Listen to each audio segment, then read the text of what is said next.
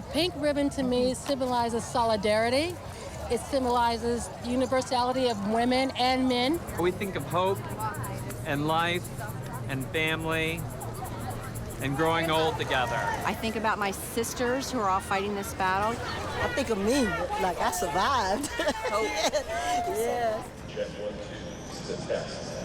Syphilis. Check 1, 2, this is a test. Thank you. Good morning, walkers and runners. Welcome to the Susan G. Komen Race for the Cure. Our opening ceremonies will begin in just 15 minutes. All runners, please make your way to the runner's start at Madison and 7th.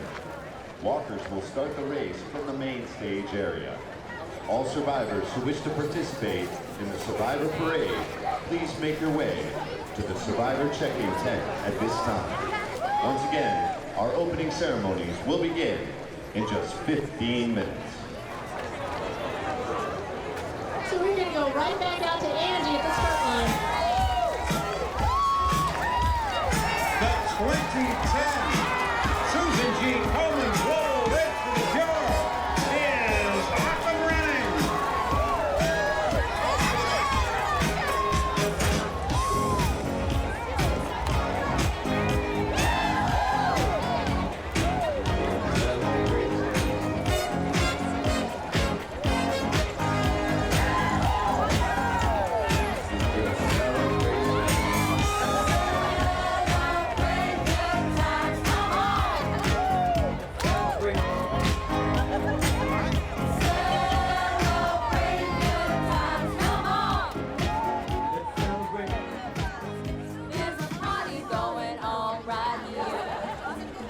It's amazing to see people come together, showing the energy, showing the spirit. It's very emotional. When I was being treated for breast cancer in 2000 and 2001, I did a strange thing. I did not research the science. I became fascinated more by this breast cancer culture that I was encountering on the internet and in other forms at that time. So I turned sort of into an anthropologist and think, what's going on here? You know, what is it with all these pink ribbons and everything?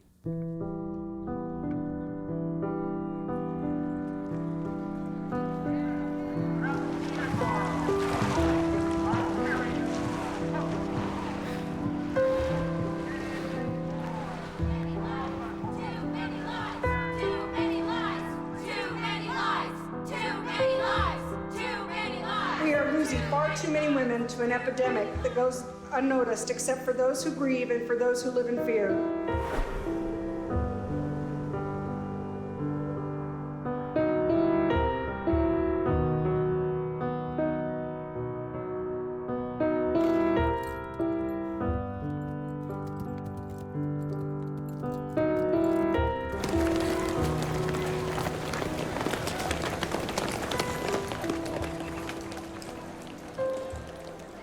We found sisterhood from other women and looking critically at what was going on with our health care.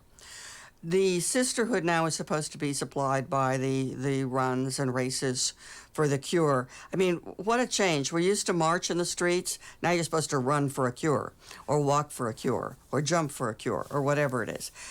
So I think the effect of the whole pink ribbon culture was to drain and deflect the kind of militancy we had as women who were appalled to have a disease that is epidemic and yet that we don't even know the cause of. There are a lot of people, I've heard many people say, well, anger, not helpful. Actually, anger is helpful depending on what you do with it. And I think if people actually knew what was happening, they would be really pissed off. They should be.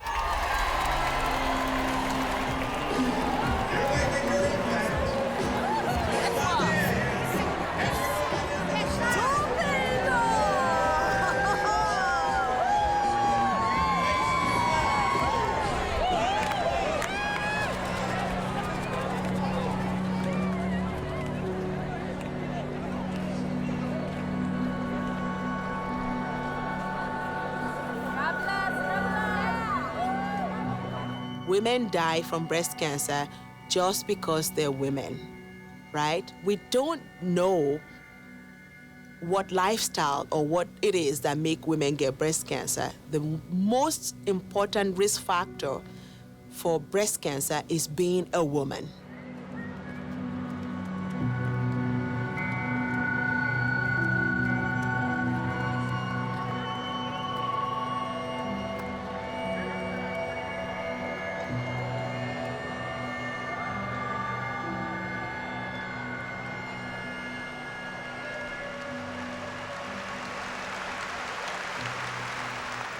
Excessive government spending, taxing, and regulating, no matter how well intended, is a formula for disaster. Volunteer activities and philanthropy play a role, as well as economic incentives and investment opportunities.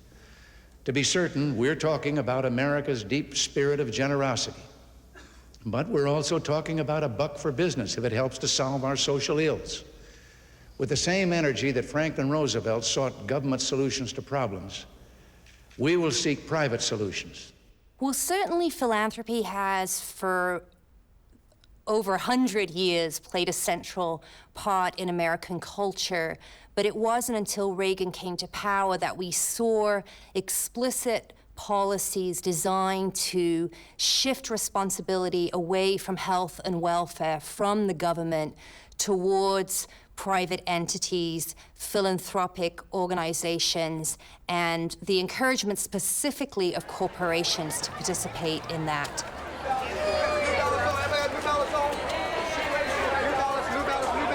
We got some more calorie cards on the table if you need them. Come by the table and grab as you please. As you can see behind me, we handed out about 12,000 bottles of Honest Tea and Honest Aid today. We introduced our new flavor, our organic half and half iced tea, which is half black tea, half lemonade, into the trade. And what better way to kick it off than handing it out to 55,000 thirsty men and women? You know, cause marketing is a phenomenon unique, I think, to capitalism, where a company decides that if they just associate with a cause people care about, the buyers care about, they will increase their sales. That's about the bottom line. Now, I think there are, within those companies, people who care deeply about what the issue is, but breast cancer is the poster child of cause marketing. There's more of it for breast cancer than any other disease, and I think it's partly because it's about breast cancer and women make most of the buying decisions, and we get to say breast out loud on public television.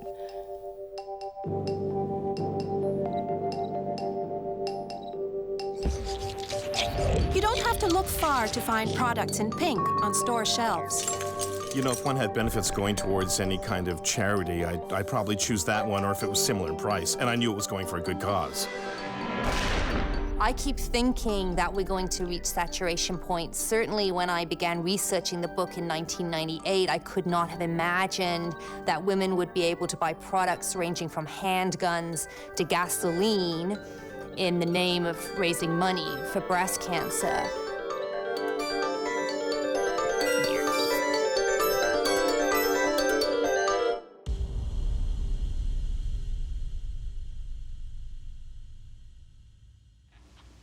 Come in, Miss Kane. Sit down. Thank you. I've been reading the laboratory report again.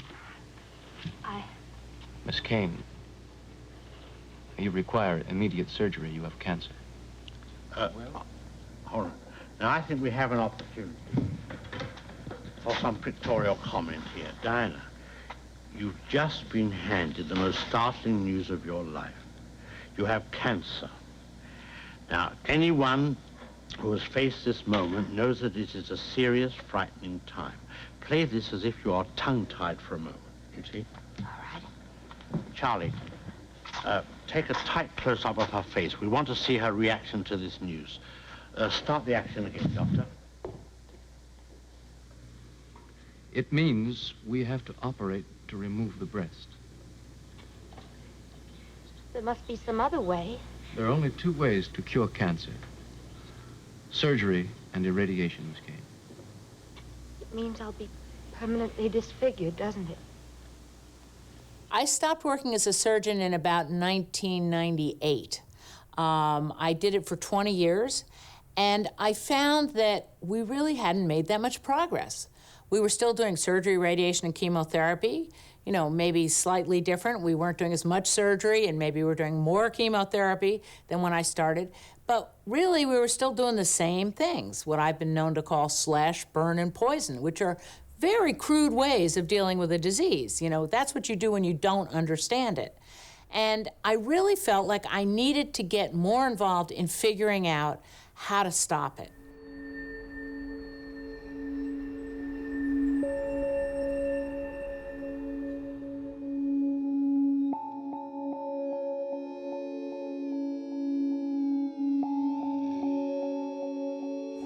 We are thrilled that we have been lighting monuments all over the world, and this year 200 monuments will have been lit for breast cancer awareness. So if you see a pink monument that's lit, that should give you a reminder, along with the pink ribbon, which will remind everyone to take care of their breast health.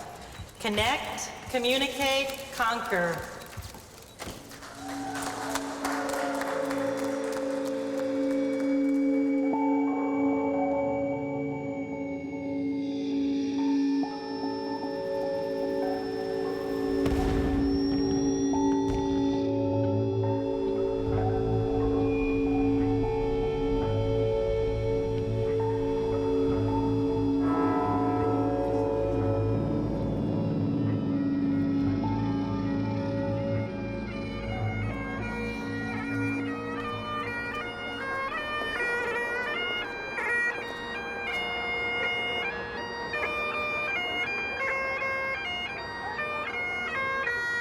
Good evening, everyone. Welcome, and thank you all for joining us. It's great to be here tonight. It's our wonderful way to highlight Breast Cancer Awareness Month. Our message is simple. Be vigilant and get regular mammograms. It can save your life. Tell your mothers, tell your sisters, tell your daughters. Connect, communicate, and conquer. 5, 4, 3, 2, 1, 0.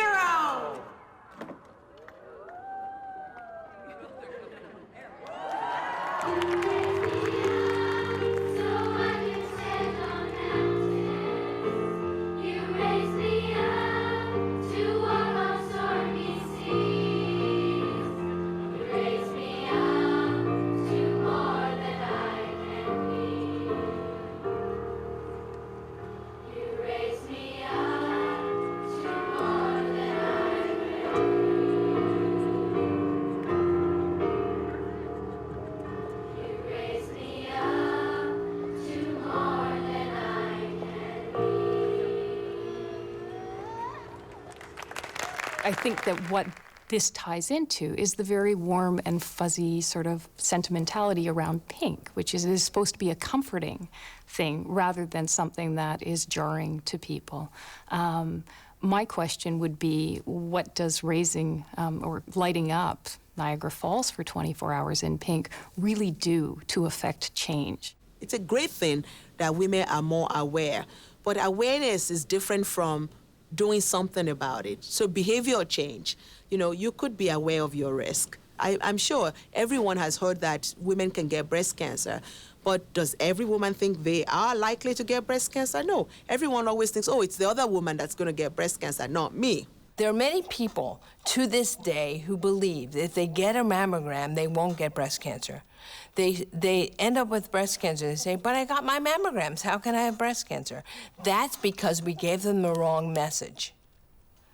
It's the wrong message. It's that simple. So then it became early detection is your best protection against what? Early detection, put simply, works for some. You find some cancers early enough, they're treatable, they get those treatments, they live a long life. For some people, early detection just means we're finding something that will never be life-threatening, and we treat them anyway, and they get sick from the treatment. And for some people, early detection means you have a kind of cancer that's so aggressive that our currently available treatments cannot help you. It doesn't matter when we find it. That's not hard to understand, but people don't like that message. Everybody wants to think they're in the first group.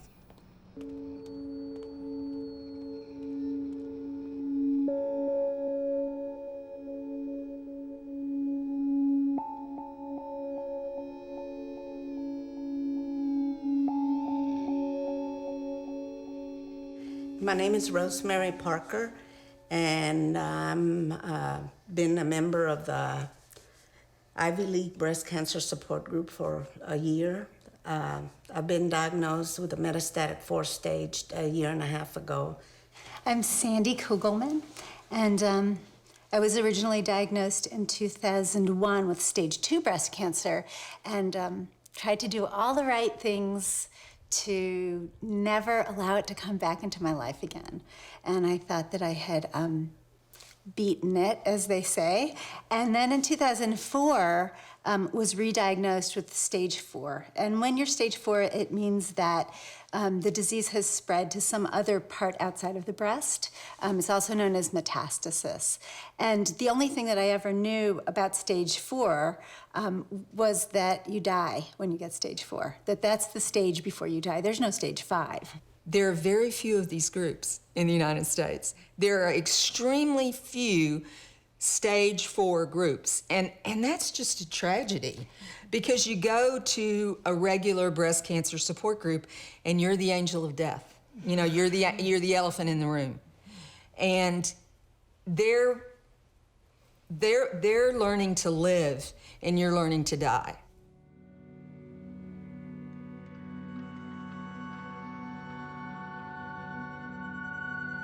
It is my true honor to introduce you to the amazing breast cancer survivors of the Avon Walk for Breast Cancer San Francisco.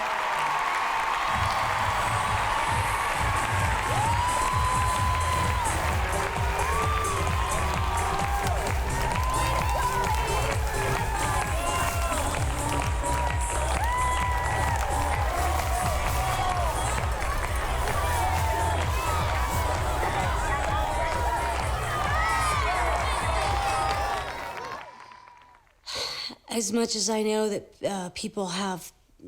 many people who are, really do have good intentions with a pink ribbon.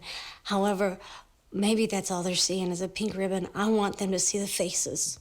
I want them to see women. I want them to see lives. I want them to see people that are hurting and people that are living with stage 4 breast cancer.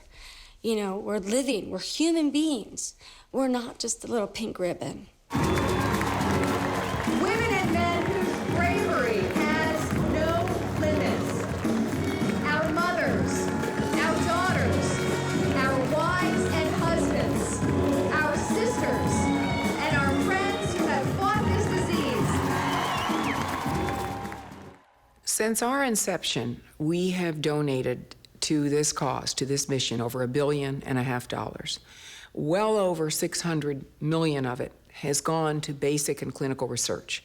And at any one time, we will have hundreds of millions of dollars in grants that are active and that are carefully looked at by teams of what we believe to be the best scientists in the U.S., patient advocates, and of course our board, in the end, looks first at our priorities and tries to understand what's happening in the world and the science of cancer and breast cancer. So the Avon Foundation for Women is a public charity now. It was founded in 1955, and it was at that time, the corporate affiliated foundation for Avon products.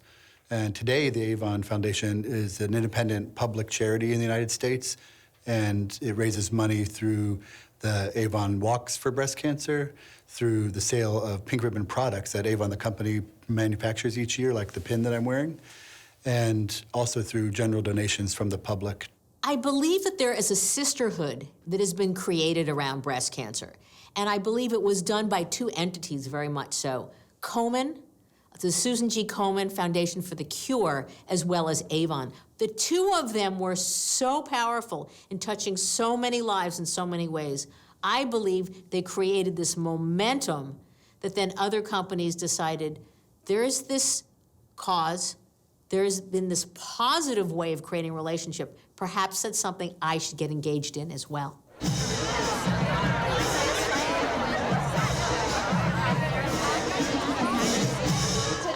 we applaud Revlon for helping women help themselves. So go out there today, walk as if your life depended on it, because it does. Let's go!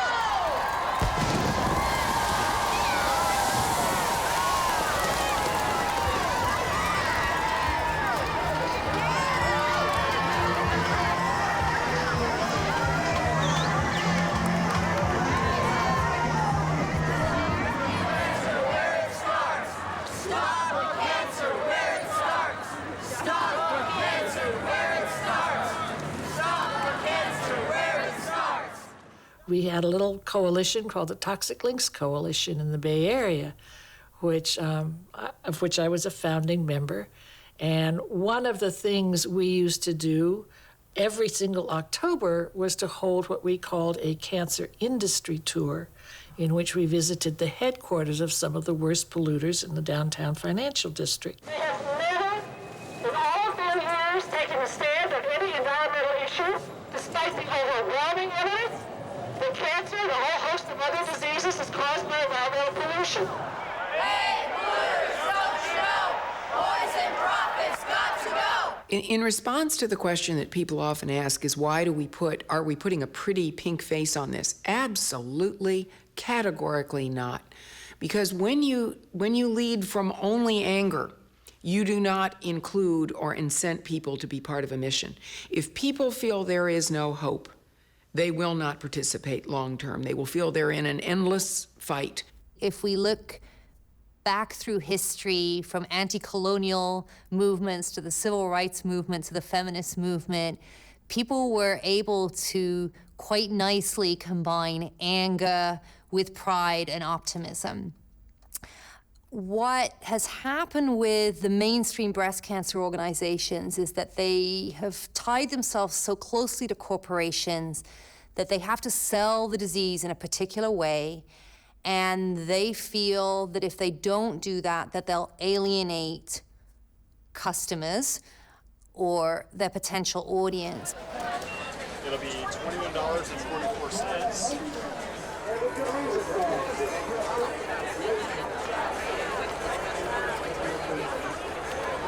We got 4 different flavors. We got strawberry banana, strawberry mango pineapple, and blueberry pomegranate. Coming at you, blueberry pomegranate. And it tastes delicious. Everybody's loving it. You can try it if you want. A company like a Yoplait or a company like Avon needs to, again, find an innovative way to tie to the cause and year over year over year commit to certain things like Yoplait. Take the lid, clean the lid, put it in an envelope, and send it back. And they do it with deep, deep, genuine authenticity every single year.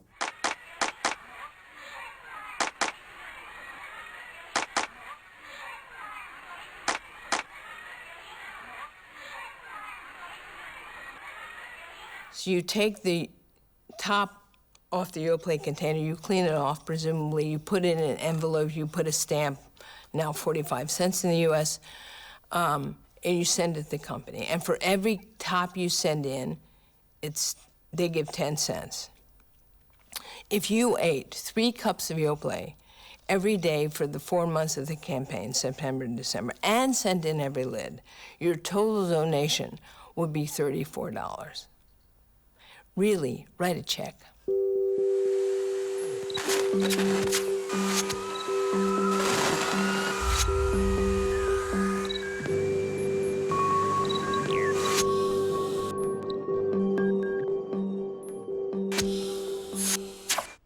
My favorite example of this is actually American Express, which in 2002 had a campaign in the fight against breast cancer, every dollar counts.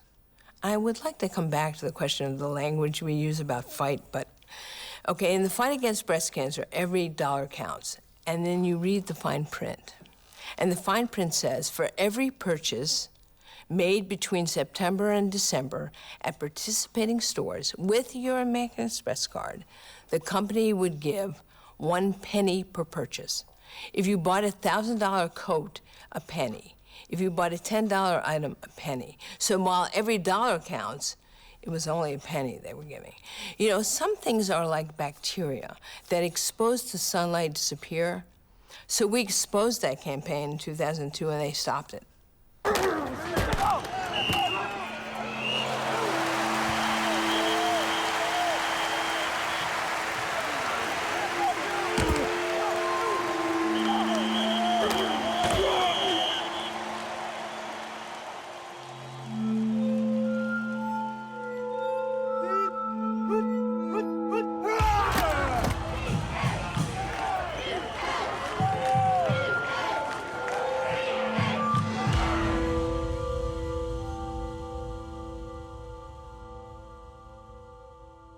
The National Football League was in the midst of what was called a character crisis, where several of their players had been in trouble with the law, and they were looking for ways to rehabilitate their image. At the same time, they had discovered that women actually made up a much larger percentage of their viewership than they had previously realized, and so they were interested in maintaining and extending their female audience.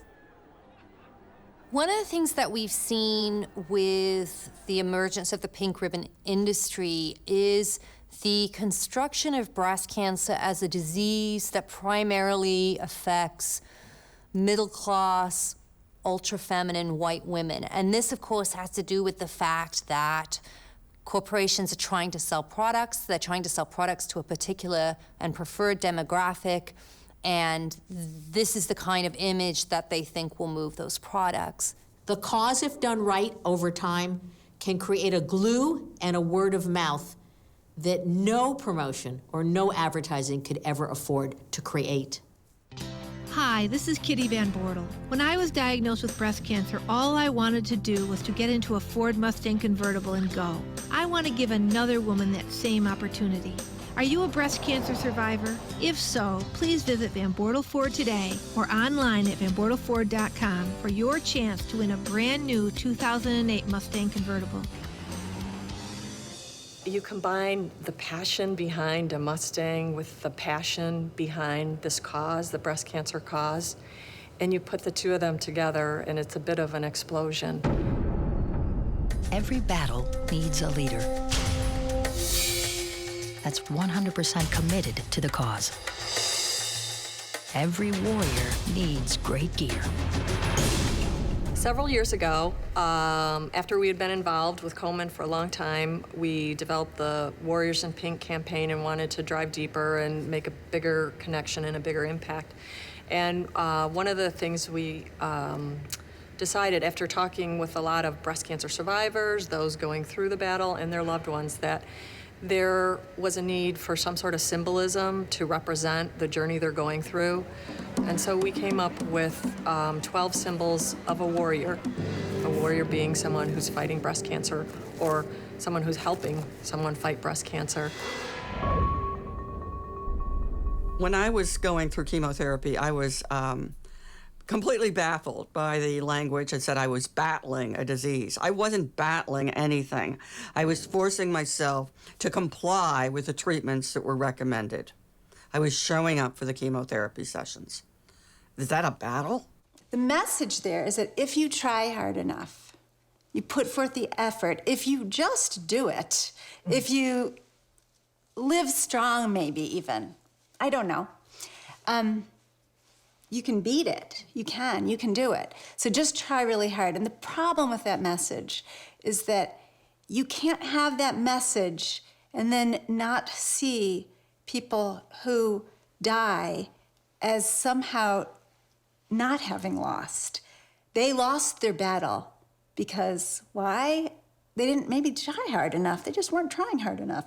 And I don't know that people really think that through, but it's a very clear message that we are aware of so much. I particularly reject the word survivor as a label for myself, not only because I'm a little superstitious and who knows, but also because it seems to me to be a put down of those women who don't survive. Public meetings arranged by leaders in the war against cancer are being held throughout the country under the auspices of the Women's Field Army of the American Society for the Control of Cancer. Through these meetings and by other educational efforts, the truth about cancer is presented to the people. And the truth is, cancer is curable when taken in time. The Women's Field Army was one of the first national efforts to really begin to batter these militaristic metaphors to death. They had their own uniforms with sashes going across and badges. We're mobilizing against an enemy which requires all of our cunning, all of our might, and without this bellicose approach, we're not going to conquer this enemy.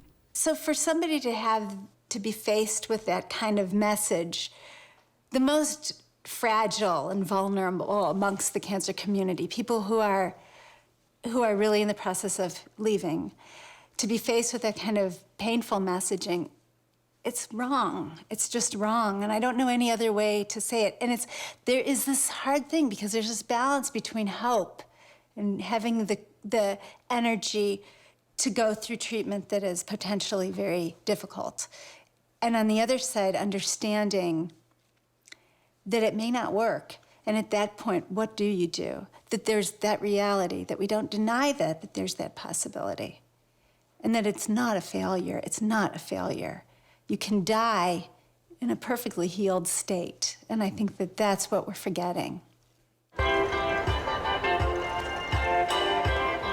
It's up to each of you to take care of yourselves and one another this weekend. Don't forget the taking care of each other part. You'll get out of this weekend what you put into it. Remember to keep smiling because it's contagious.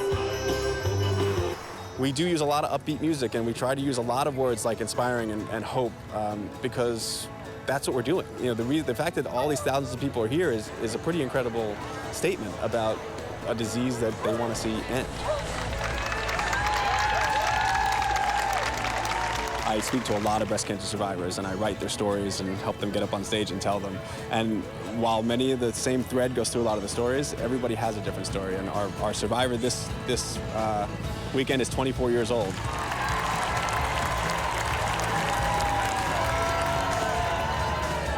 Good morning. I'm walking my first Avon walk because I want to share my story of survival and to remind you that you're never too young to get breast cancer.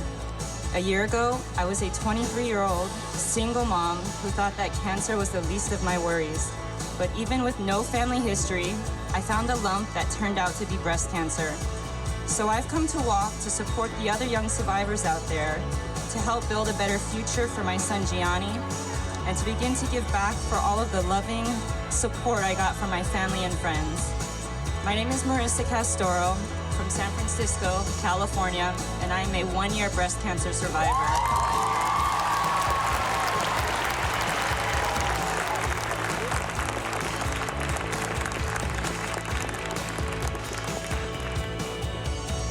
I'm in it to end it for me.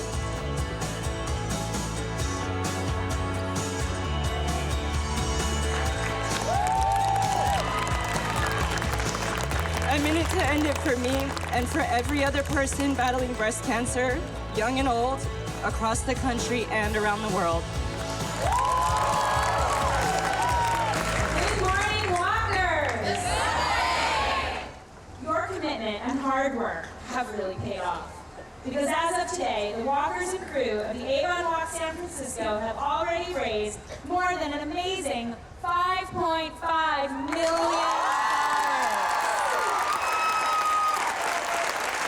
Are you ready to walk? Then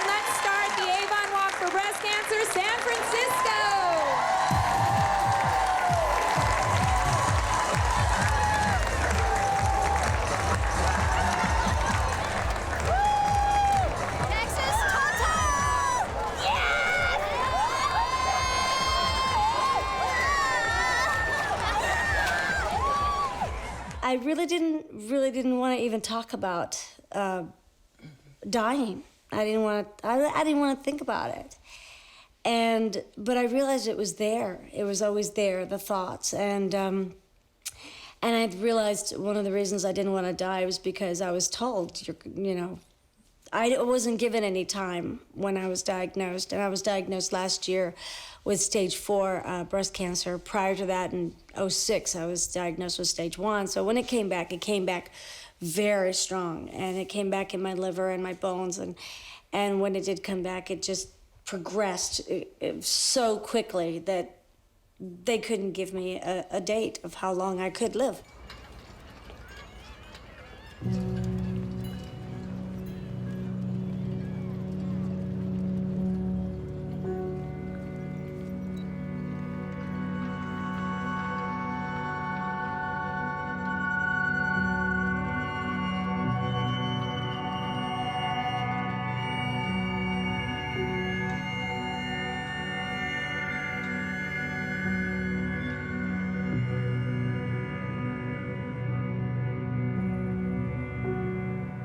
I was raised in a very religious family. And I went, oh my God, is God punishing me? And then, I couldn't help but, I don't know why, but it did occur to me. And then, of course, I realized you've never believed that kind of bullshit anyway. So, the God you've always believed in is a loving God, and a loving God would never set out to hurt you.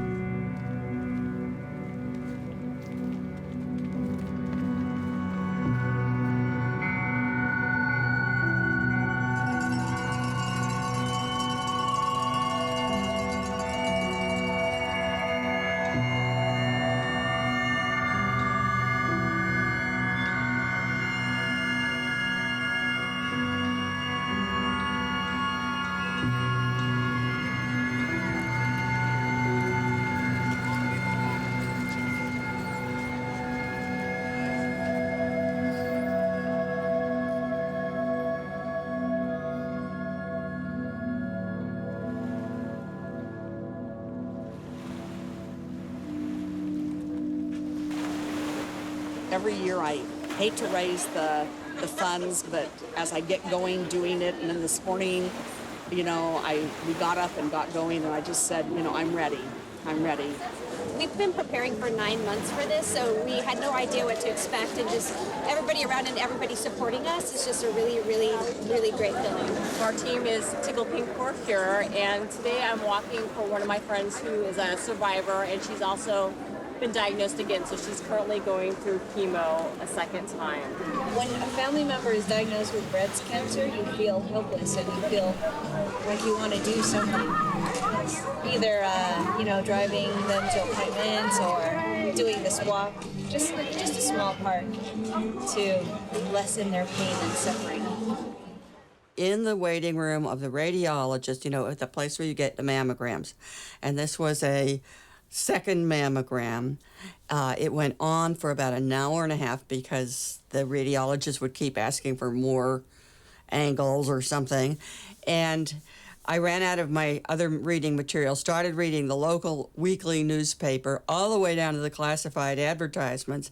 And there was an advertisement for a pink breast cancer teddy bear.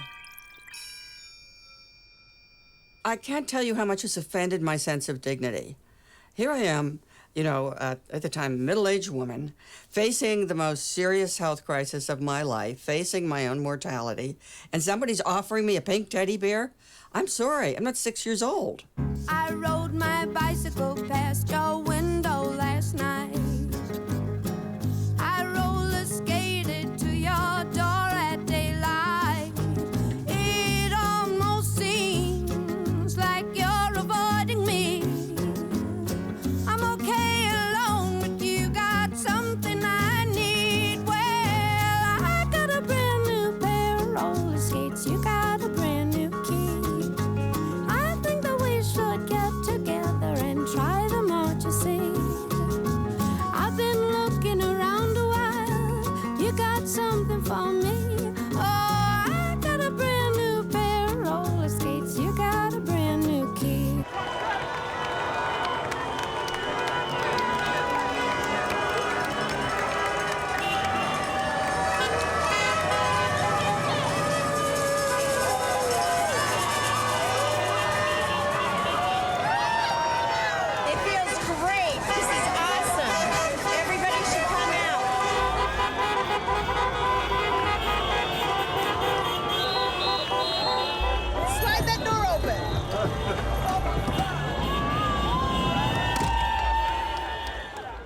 There may be more pressure on breast cancer patients to be positive, simply because there's more pressure on women in general to be smiling and helpful and perky and cheerful at all times.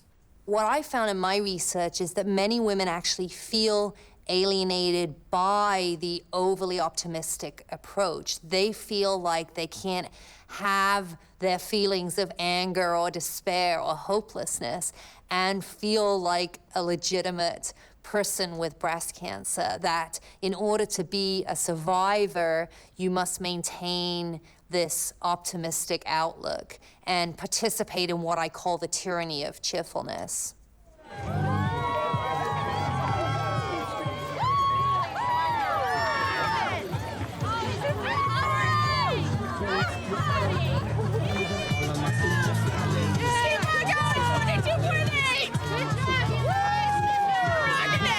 We're handing out the hard candy because we're at mile 22.8, and they've been walking since 6:30 this morning, and these hard candies will help them to have their blood sugar to be elevated, and also it'll help keep their mouth moist, because that's the biggest problem you have at this point.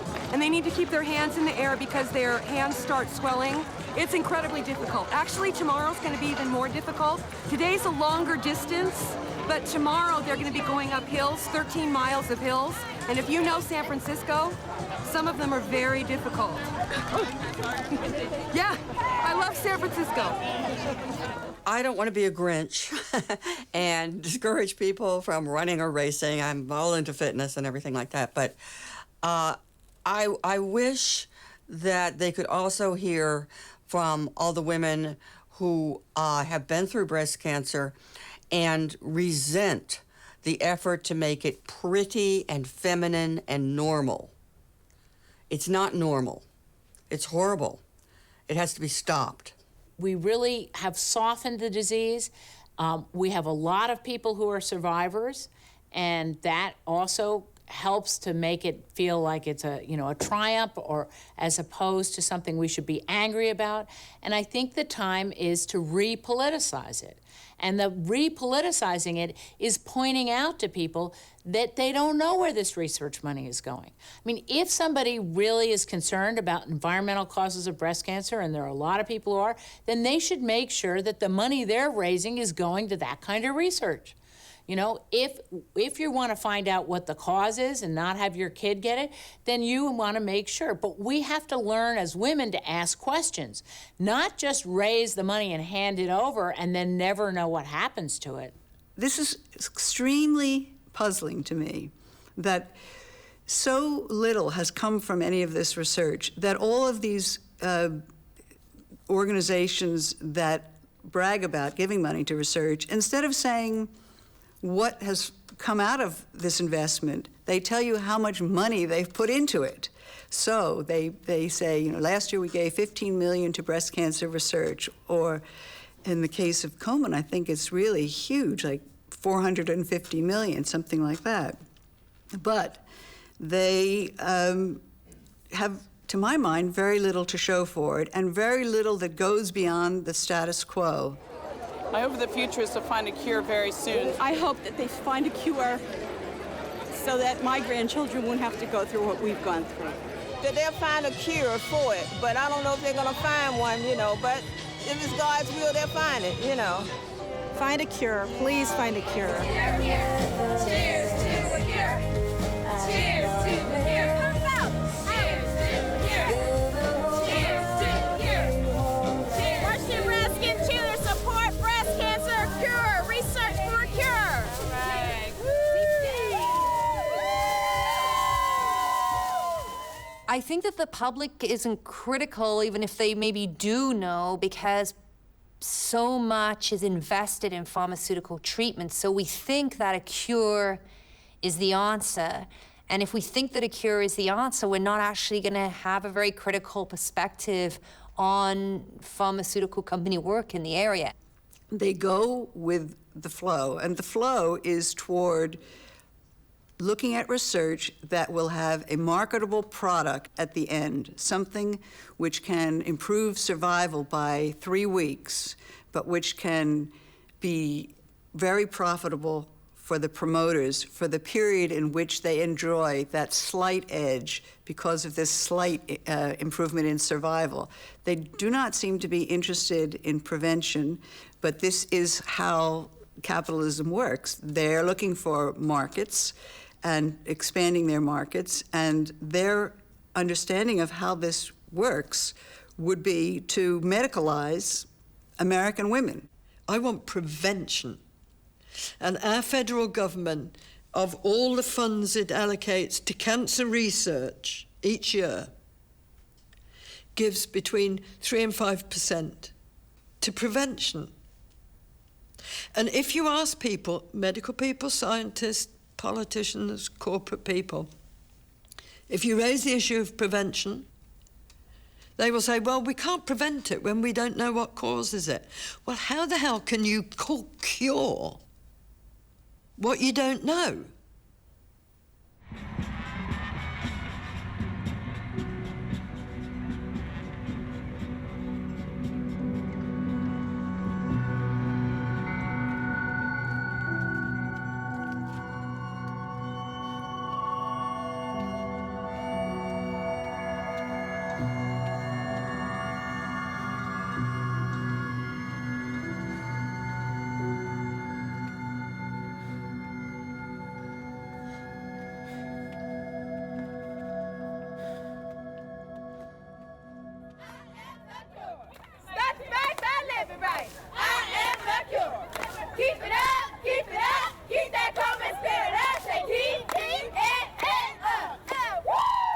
Well, now we're starting to have a lot of observations that say cancer is more complex, that there are 5 or 6 different kinds of breast cancers, and that how they behave and how they act is not just a matter of the cell slowly growing and taking over. I mean, we've really thought about cancer as if it were a foreign invader. The cell comes from somewhere else, it comes, it attacks, it's like a terrorist, right? And we have to kill it. We have to blast it away. We have to slash, burn, and poison everything we can do to get rid of it. But actually, it's not from outside. It's one of our own cells that goes bad. I say in the United States, it's not Osama bin Laden, it's Timothy McVeigh. It's our own terrorists that we grew ourselves.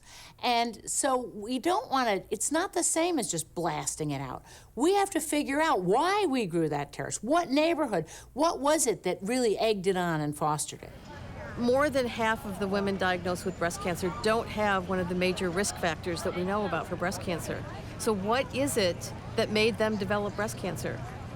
And right now, most of the research is not targeted at answering those questions. We at the California Breast Cancer Research Program are trying hard to examine possible environmental links to breast cancer. And we hope that will result in finding answers for that other 50% of women. But we are a kind of lone voice, and the majority of breast cancer research is not focused in that direction. I think we're ingesting plastic. We cook in it, we live in it. The seafood is eating it in the ocean, and we're eating the seafood. It's become part of our food chain. And I think that before all of these plastics, people didn't have breast cancer like this, or other kinds of cancer, and I'm just convinced that there's a link. No, we know that only about 20 or 30% of breast cancer happens in women with risk factors. If we can only explain 20 to 30% of breast cancer, then we don't know what causes it. We're missing something big. And if we keep looking at the same risk factors over and over again, we're not going to figure it out. We need to broaden, we need to look at new things. Could be a virus. Wouldn't surprise me a bit if breast cancer wasn't caused by a virus. It could be something we haven't even thought of yet. And we really have to be creative, and we have to really take on the challenge of finding the cause and stopping it.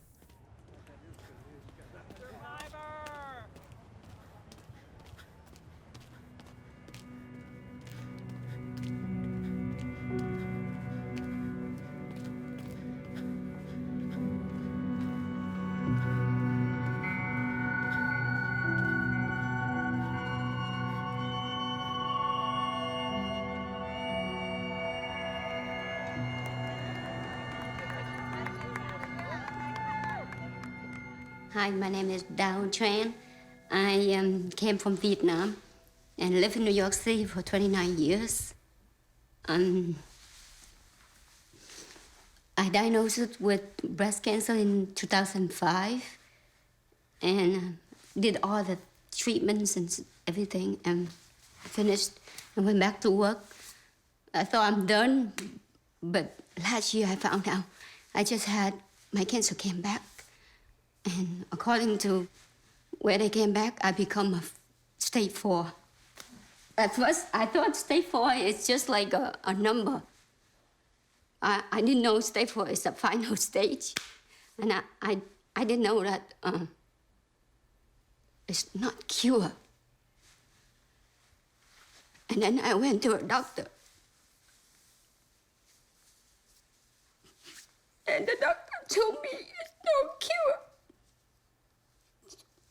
So I don't believe it. So I went for a second opinion. I went to MD Anderson. And they tell me the same thing. They tell me the same thing. They say this cancer is no cure. So I asked him, so how many years do I have left? He goes, we don't know. It depends on a person. Each person is different. So what I do if I don't choose to do any treatment? He goes, then you may not live that long. I go, but isn't that you die anyway, even you get treatment? All those poison will kill you. And they say, but they keep your life longer. And I asked him, are you telling me that I'm gonna live on drugs for the rest of my life? And he said, kind of. And I go, okay, I see.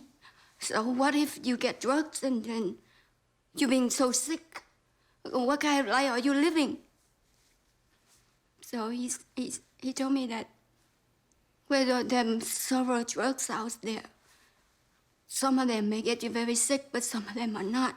So it depends on your body, how your body responds to it.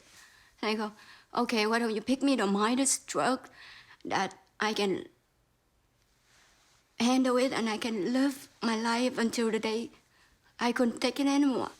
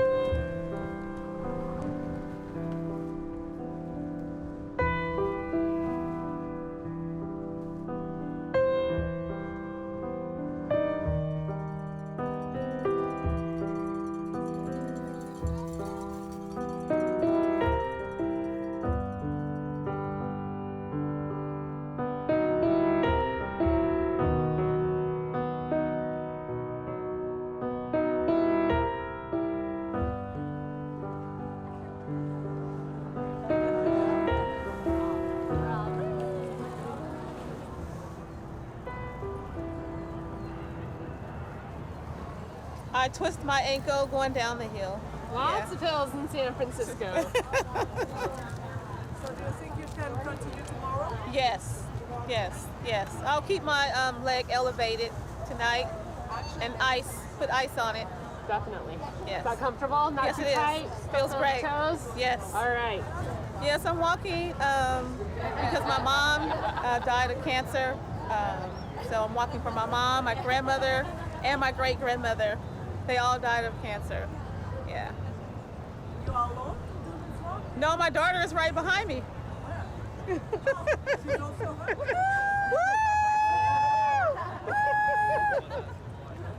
I'm fighting for breast cancer, for my grandma, my great-grandma, and all those involved.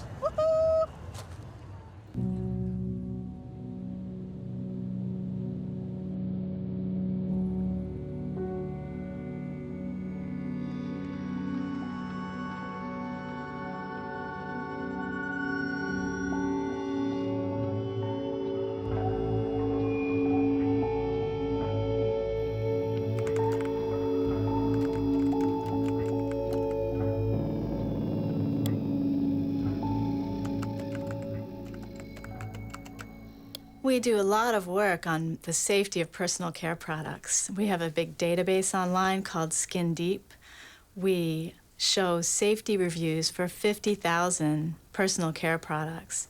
What we find in that research is that many of these products contain chemicals linked to cancer and other kinds of health problems.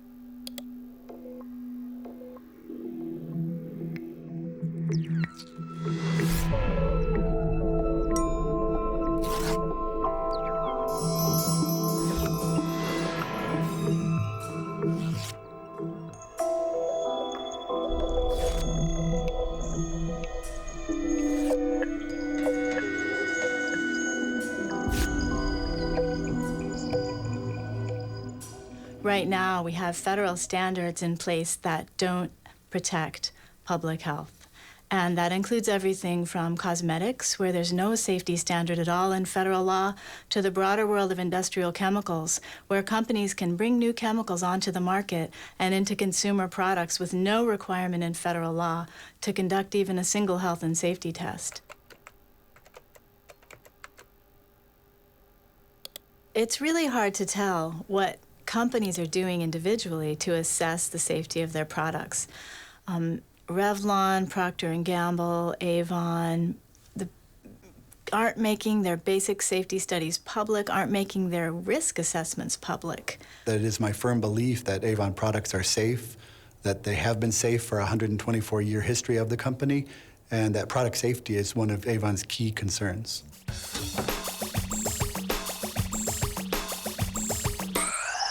The average woman in the U.S. uses about 12 personal care products daily. The average man, about 6. Each product containing a dozen or more chemicals. Less than 20% of chemicals in cosmetics have been assessed for safety by the industry's safety panel. So we just don't know what they do to us when we use them. Would you fly on an airline that only inspects 20% of its planes? It turns out the important decisions don't happen when I choose to take a product off the shelf. They happen when companies and governments decide what products should go on the shelves.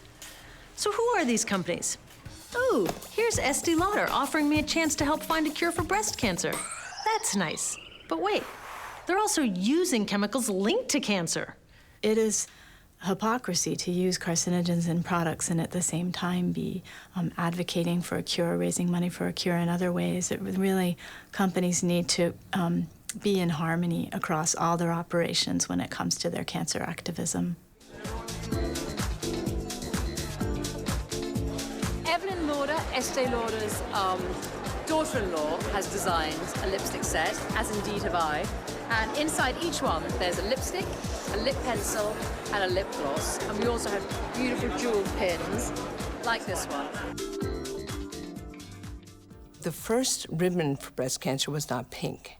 It was sort of salmon-colored, sort of orange, made by a woman named Charlotte Haley.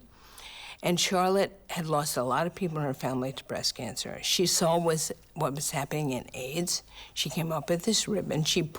They were made of cloth. They weren't diamond, they weren't platinum, they were made of cloth. And she put 5 of them on a card on which she wrote, "Did you know that less than 5% of the National Cancer Institute's budget goes to cancer prevention? You can change this. Right to the NCI." And there it is. It's one of the first cards. Can you read us what is written? Yes. Breast Cancer Awareness Ribbon. Join this grassroots movement. Help us to wake up our legislators and America by wearing this ribbon. In the meantime, Estee Lauder, the cosmetics company, and Self magazine came to her and said, "We love your ribbon, and we love women, and we want to make this the symbol of breast cancer." And Charlotte very quickly said, "No, that's about your bottom line. That's not about women's lives. You can't use my ribbon." They said, well, all we have to do if we want it is to change the ribbon. Now, these companies had lawyers, so they ran to the lawyers. "What are we going to do?" And the lawyers said, "Find another color." So they convened focus groups of women, only women, and they asked them for the color or colors most comforting, reassuring, non-threatening, everything a breast cancer diagnosis is not. The color was pink.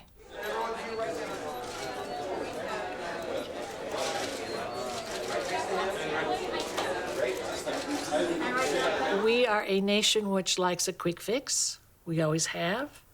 And the pink ribbon is clearly a quick fix. We are a nation which has swallowed the, again, I think, mythology that research is the key without ever questioning what that research is. And when they come and say, you will support breast cancer research if you do thus, we say, oh, yes. There's the quick fix. Many things help prevent breast cancer. One of them is to stop smoking. A second one is to stay lean and not to be overweight, to do exercise, and to really have a healthy lifestyle. If I tell you now that you need to eat fewer calories and reduce your cholesterol to lower your risk of dying from heart disease, I think most people would say, yes, I can do that. I can measure my cholesterol, and I can even take medicine to lower it. And we see that the mortality from heart disease is declining. Well, we can't say that about breast cancer because we just haven't done the research to tell us exactly what to do. And now we're beginning to know that breast cancer is not even one disease, right? It affects young women differently. It affects older women differently. There's estrogen receptor positive breast cancer.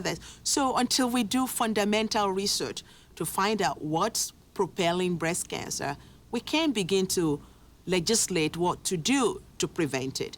I do not eat sweet. I eat only vegetable and fruit. I eat very little meat. I don't drink coffee. I don't drink soda.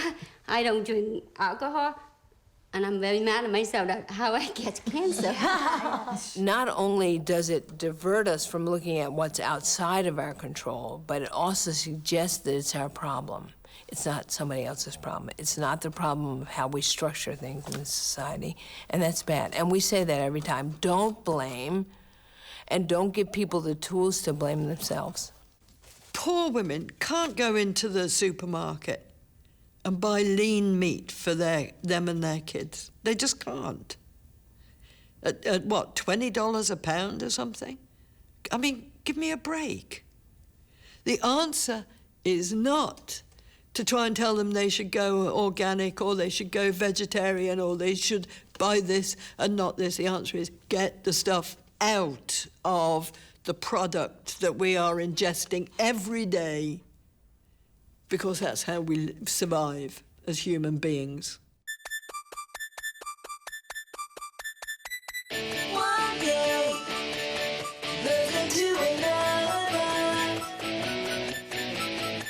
From big cities to the little towns, desert lakes, into outside, sunshine as the road goes by.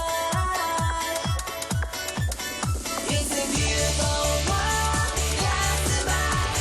Country stretches far and wide. It's a beautiful world, passing by.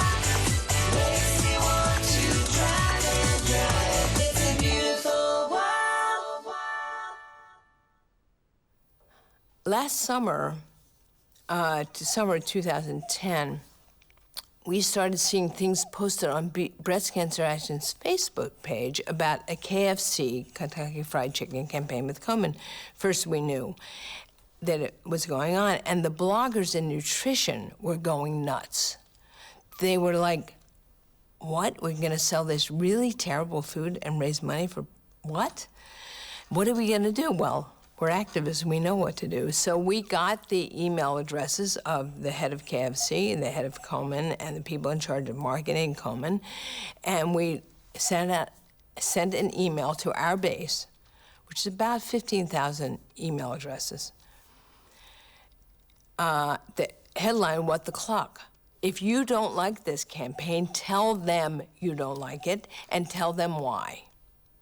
And people by the thousands actually did that. The Kentucky Fried Chicken campaign suggested to me that the Komen Foundation has really lost sight of its vision, which is to see a world without breast cancer, and that the bottom line in raising money has become the priority regardless of the consequences or how that money is raised. And what was so astonishing about Komen doing this was because Komen has done a lot of work in poor communities. So the disconnect was just shocking. Our grassroots and our member of Susan G. Komen and, the general population lines up with a lot of the customer base of many, many private sector companies all over the world, frankly. We're often asked to do programs. And in this case, the restaurant company came to us and asked us to do a program where they were introducing a grilled product, where we felt that was a very good thing, because the fact is, again, training people how to eat right and doing those sorts of educational programs don't happen overnight. For Carol. For my wife. For my mom. For every pink bucket of grilled or original recipe, KFC makes a 50-cent contribution to Susan G. Komen for the cure. Together, we could make the largest donation in Komen history to help end breast cancer forever. For the last 30 years, Margaret and I have been working in the area of occupational and environmental health. Currently, we're looking specifically at breast cancer and the impact that environmental and occupational exposures have on the risk of women developing this disease. Very little of this resources is going after the issues around pesticides, around combustion products, around plastics and petrochemicals and solvents. Many of the things that really millions of women are being exposed to every day, either in the general ambient environment or in their workplaces.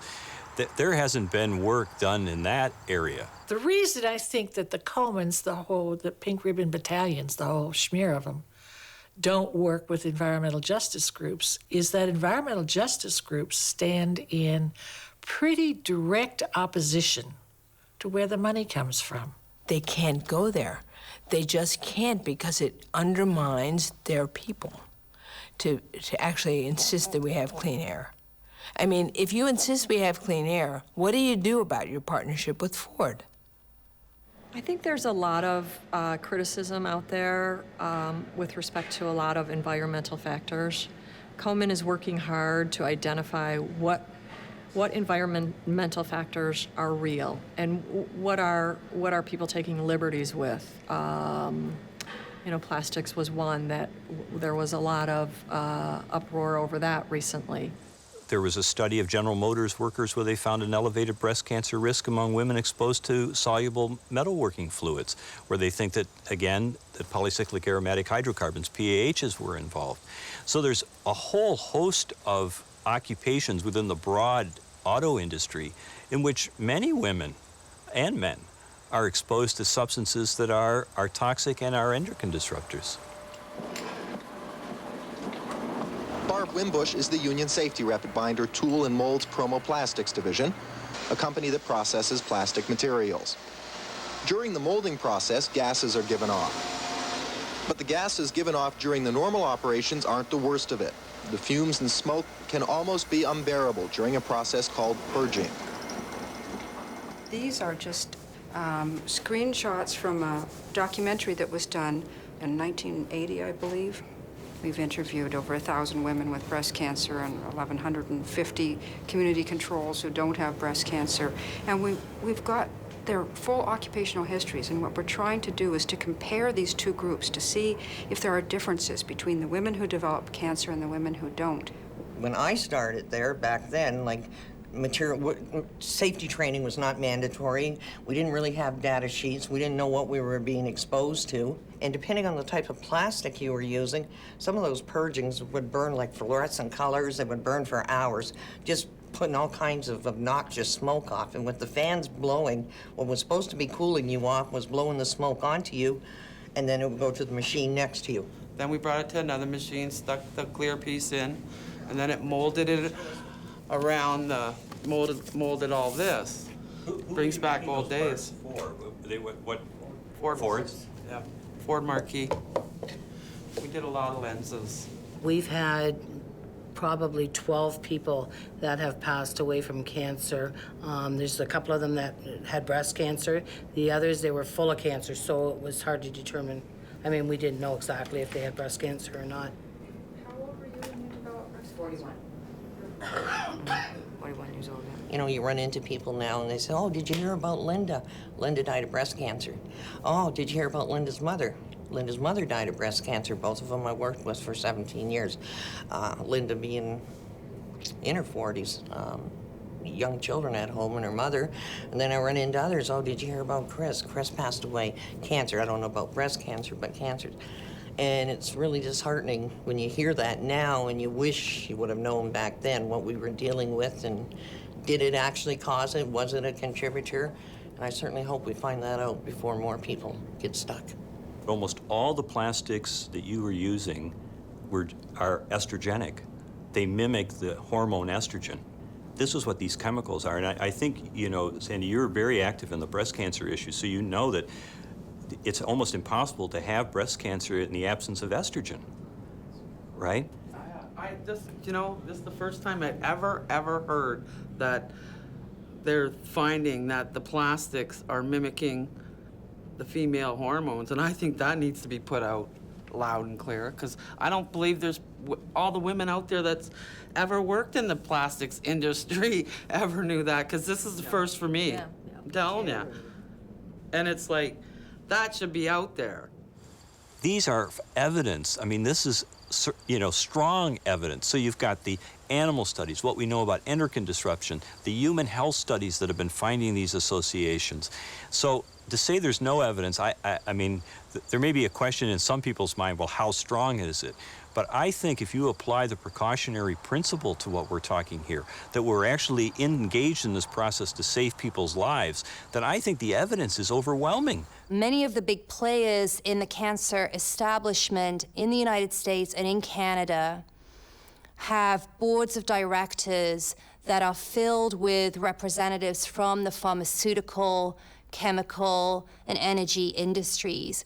So it's in fact very hard to separate the people who might be responsible for the perpetuation of this disease from those who are responsible for trying to find a way to cure it, or even better, to prevent it.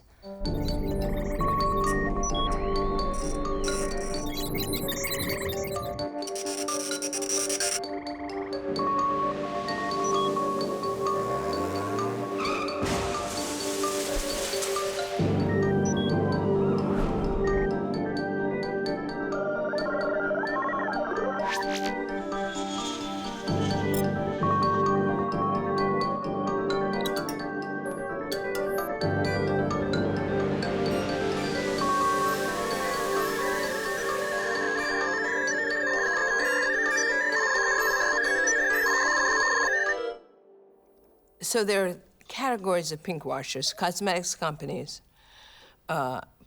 companies that make cars, some companies make food, dairy in particular, and alcohol, because alcohol is linked to breast cancer.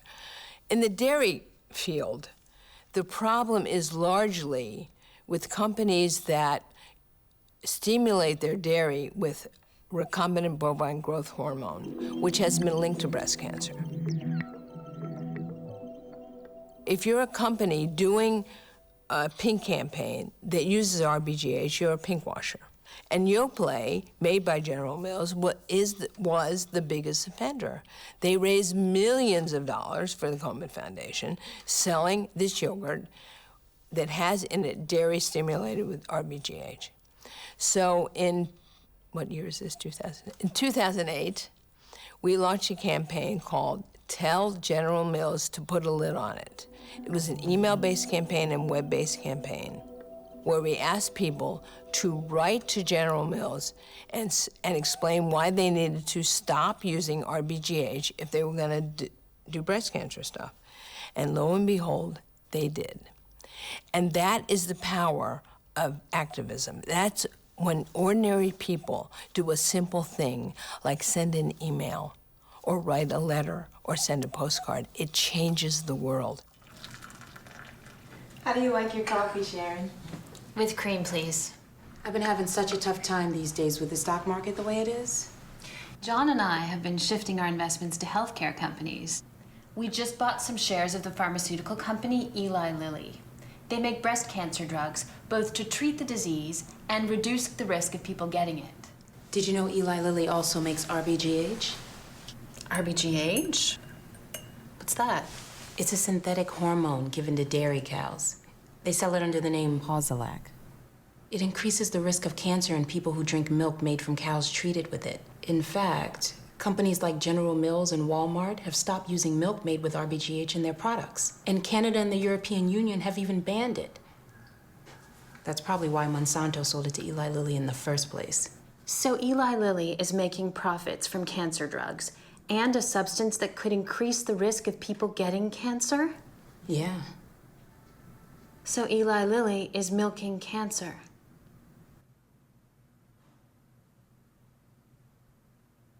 When you start looking at who is actually controlling science, it goes all the way back, I think, to, who has the money.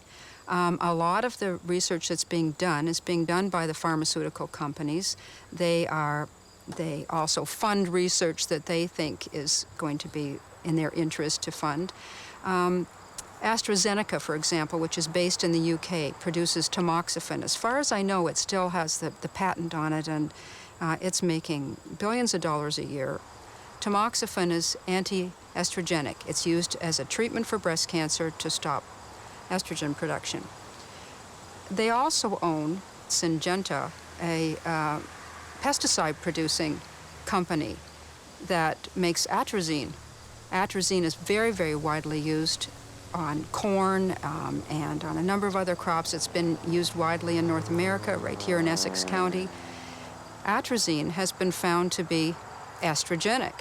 In fact, it's been banned in Europe for use because of its endocrine disrupting characteristics.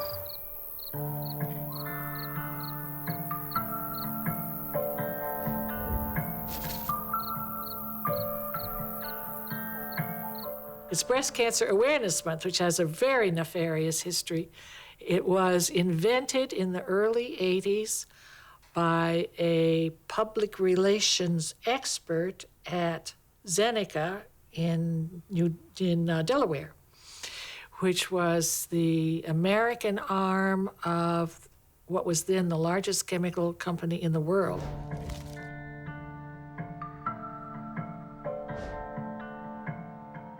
And this month certainly encourages women and men to talk about the issue. What kinds of things are being planned? Organizations all over the country involved with breast cancer and cancer concerns are planning something nearly every day. One notable is National Mammography Day on October 19th, where over 1,700 radiologists are participating with free mammography for women, and that's exciting. That's a big breakthrough. I think it'll encourage people if they haven't had that first mammogram to go get it. You talk about the importance of corporations getting involved, and there's no better example than Zeneca Pharmaceuticals. Bob, tell me what Zeneca is doing and why. Well, we've had a very strong interest in breast cancer for a number of years because we are a research-based pharmaceutical company. We do basic pharmaceutical research into cancer. We realize that early detection is extremely important to the long-term survivability of patients.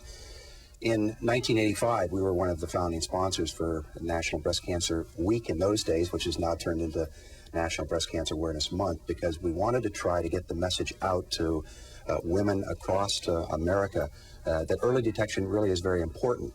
The point of Breast Cancer Awareness Month since its inception has been to promote mammography as the major tool in winning the fight against breast cancer. And all promotional materials that use the name must be approved by AstraZeneca.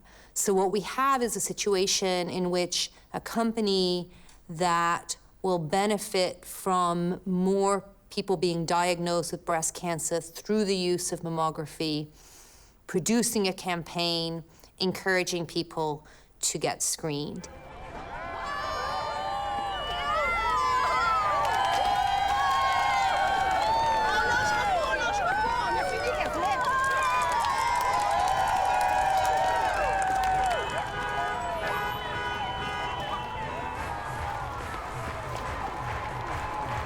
On marche pour nos sœurs, pour nos mères, pour nos tantes, pour nos amis, pour nos enfants. 4 infirmières qui marchent pour la vie.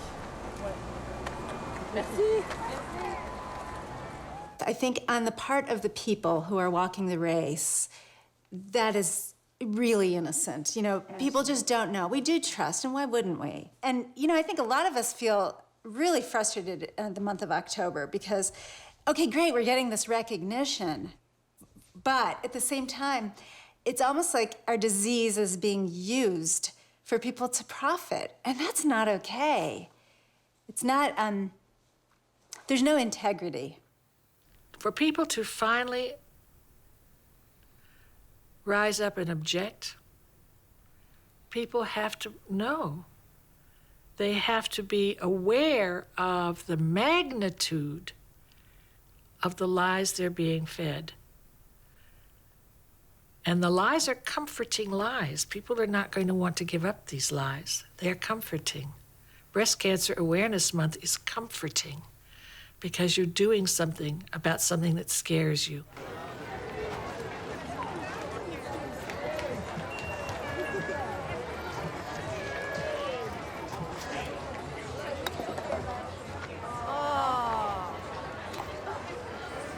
Breast Cancer Awareness Month, despite the fact that it does not reflect any reality,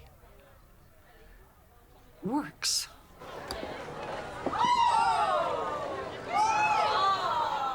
Pink ribbon vacuum cleaners work. Pink ribbon teddy bears sell. Pink ribbon yogurt also sells. It works. And as long as it works, they're going to keep pushing it.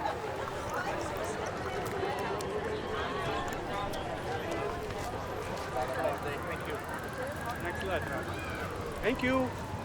And it is tempting to say they must be in a conspiracy, but that's way too easy. I wish it were, because if it were a conspiracy, then we could expose it and suddenly people would be aware. But it's not.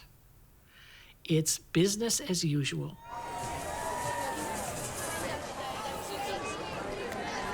We need, as corporate citizens, we obviously would love that the rest of the corporate world do give back to the communities in this manner.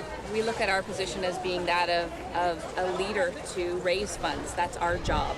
We take that job very seriously, and when we listen to the researchers tell us about their job, we need to raise a lot more money. That's right. The notion that the solution to a complex problem is throwing money at it is a typical American solution to a problem. I don't know if it's just American, it's capitalist. If we just throw enough money at something, we'll understand it. I think that is so wrong-headed. For one thing, I think I hear at many meetings now, well, breast cancer is so complex, there are no simple answers. The more we invest ourselves in complexity, the harder it is to find new answers. Can we take a step back and actually get some coordination of this problem? Does the person in the lab in San Diego know what the person in the lab in Montreal is doing, or the person in the lab in Berlin?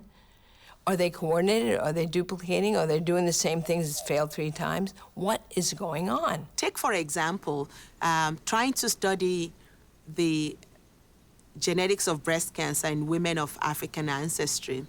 And we found out that, in fact, while we've had this large established infrastructure to study breast cancer, and a lot of groups have been funded, when the genome-wide association studies, when the results started coming out, it turned out that every study upon study is all been among white women in Western Europe or in America. And so all of the data, no one could say for sure whether they apply to minority groups, to Asian women, to African American women, to women in Africa. And yet we've spent millions of dollars studying the same population, because these are the convenient samples, I call them. You know, white women go to doctors. They are in major academic medical centers, are set up in areas where they can set up cohorts of well-educated white women. The lack of coordination in breast cancer research is appalling. At the federal level in the U.S., there are 30-some different agencies led by the NCI that fund breast cancer research. There are a number of nonprofits Sue Love's group, Komen Foundation, ACS, and there are tons of them. I mean, everybody's raising money for research because people want to fund research. And then there are the private pharmaceutical companies, and we don't know what they're spending. And nobody's minding the store.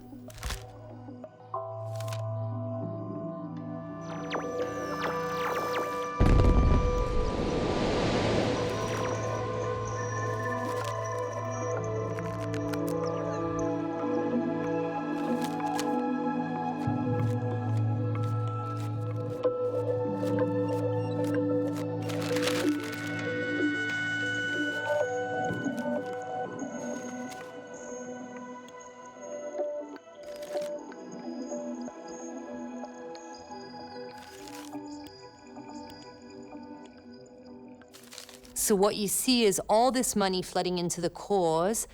You see endless repetition of particular kinds of research. So research, for instance, that seeks to find incremental changes in life expectancy of a mouse given a certain cancer drug. So you get the needless repetition, and then you get massive gaps. So questions about what kinds of cancers metastasize, right? Which is what kills people generally, not the size of the tumor. That kind of research isn't funded.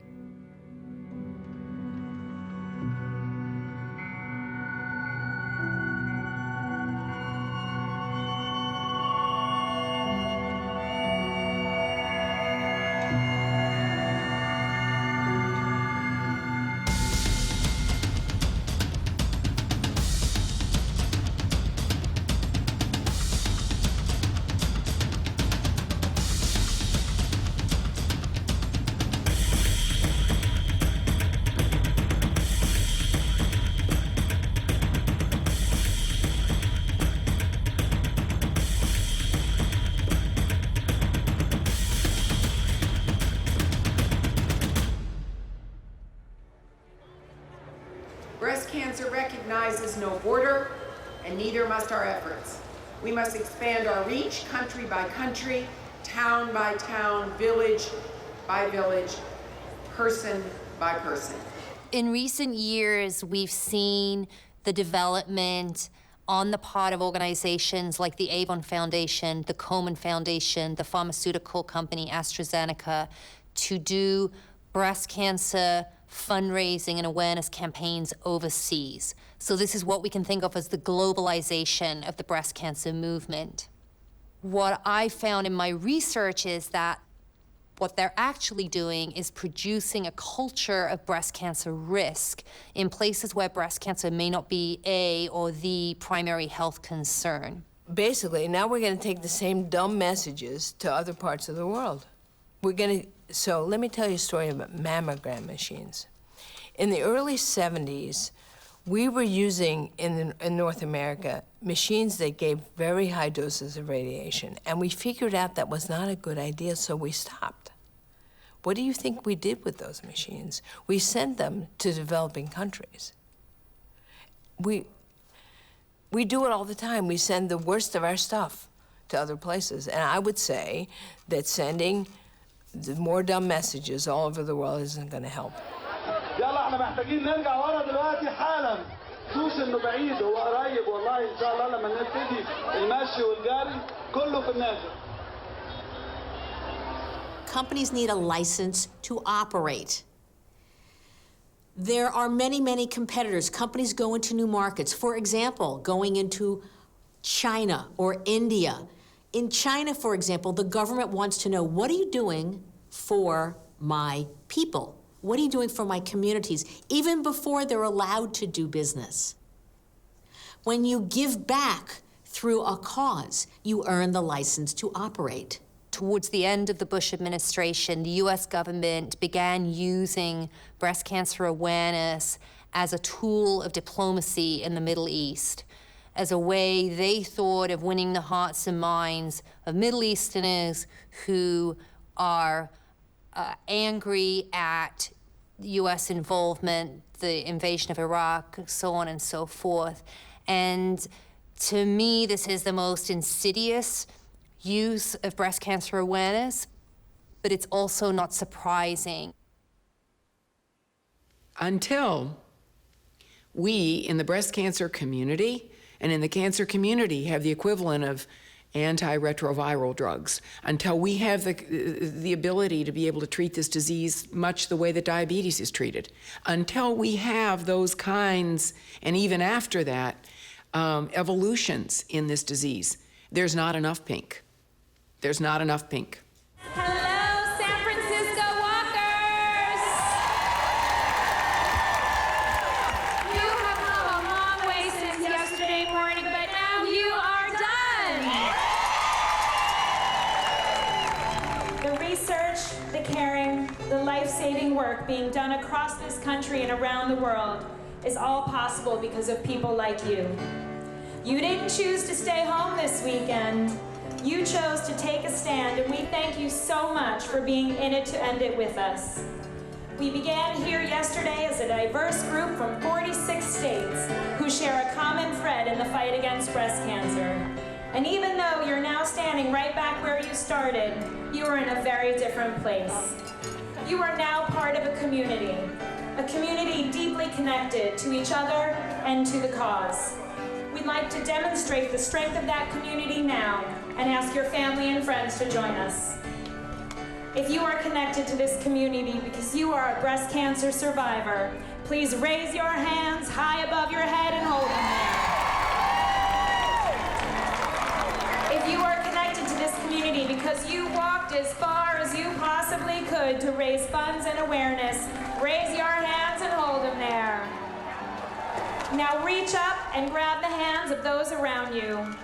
Feel the strength of our connection, thousands strong, because we need each other to win this fight. We need the power of our community to save lives. But remember, our journey continues in 3 more cities this year and right back here in San Francisco in 2011. The fact that women are willing to walk, run, jump out of planes, climb mountains, shows how motivated women are to find the answer to breast cancer. We used to have a phrase that said, do something besides worry that might make a difference. I do think that the public, individuals, have enormous power if they would use it.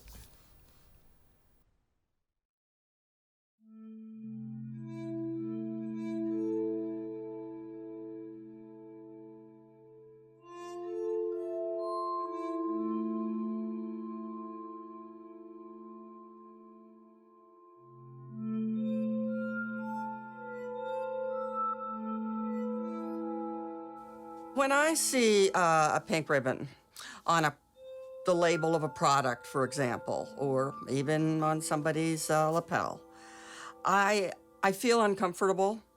And if I have the time and the energy, I might even get into an argument and say, I know you're coming from a good place.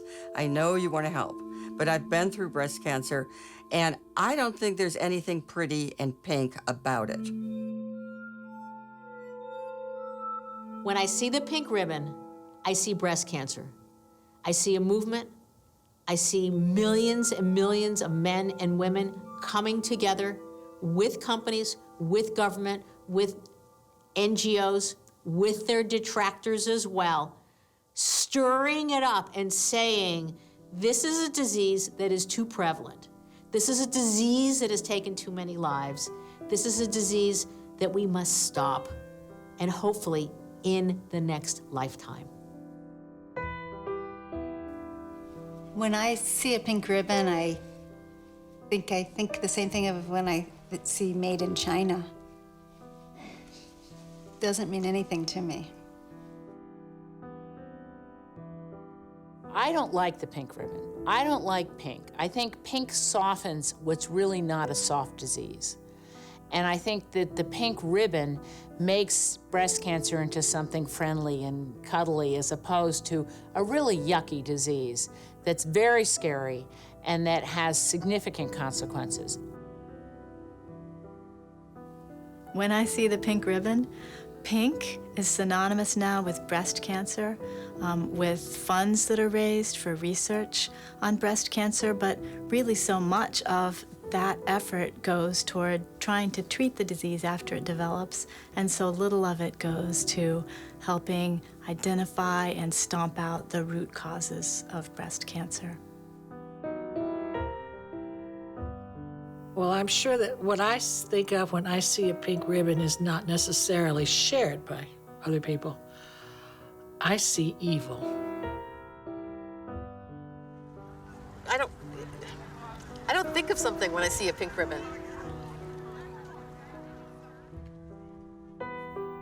People often say, well, if it's raising money, or even if it isn't raising that much money, if it's raising awareness, like that can only be a good thing.